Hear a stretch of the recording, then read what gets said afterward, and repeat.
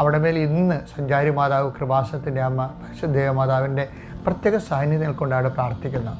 യാത്രയിൽ ഇരിക്കുന്നവർ, യാത്രയ്ക്ക് വേണ്ടിയുള്ള അനുതാരികൾ ഒരുക്കിക്കൊണ്ടിരിക്കുന്നവർ, അവിടെയെല്ലാം യാത്ര ശുഭമാകാൻ വേണ്ടി കർത്താവിൻ്റെ നാമത്തെ പ്രാർത്ഥിക്കുന്നു.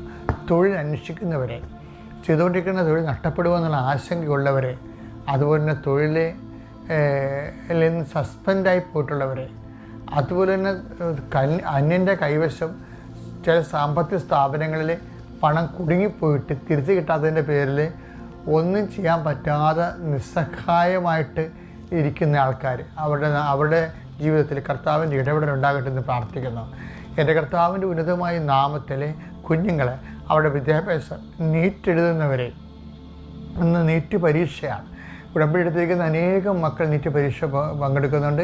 അതുപോലെ ഈ പ്രാർത്ഥനയിൽ പങ്കെടുക്കുന്ന ആൾക്കാരും നീറ്റിലുള്ളവർക്ക് അവരുടെ മെരിറ്റ് കൊണ്ടല്ല, not by merit but by grace, അവരുടെ എല്ലാവിധ അയോഗ്യതകളെ അതിജീവിച്ചുകൊണ്ട് കർത്താവിൻ്റെ ശക്തി അവരിലേക്ക് പ്രവർത്തിക്കുകയും അവർക്ക് ഉന്നതമായ വിദ്യാഭ്യാസത്തിനുള്ള പുതിയ വാതിലുകൾ മാതാവ് തുറന്നു തരികയും ചെയ്യട്ടെ.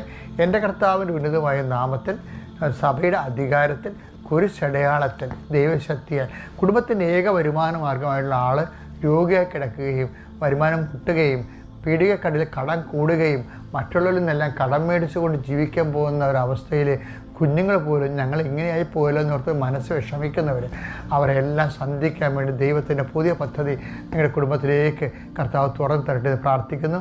കർത്താവിൻ്റെ ഉന്നതമായ നാമത്തിൽ, സഭയുടെ അധികാരത്തിൽ ദൈവവിളിക്ക് വേണ്ടി ആഗ്രഹിക്കുന്നുണ്ട്.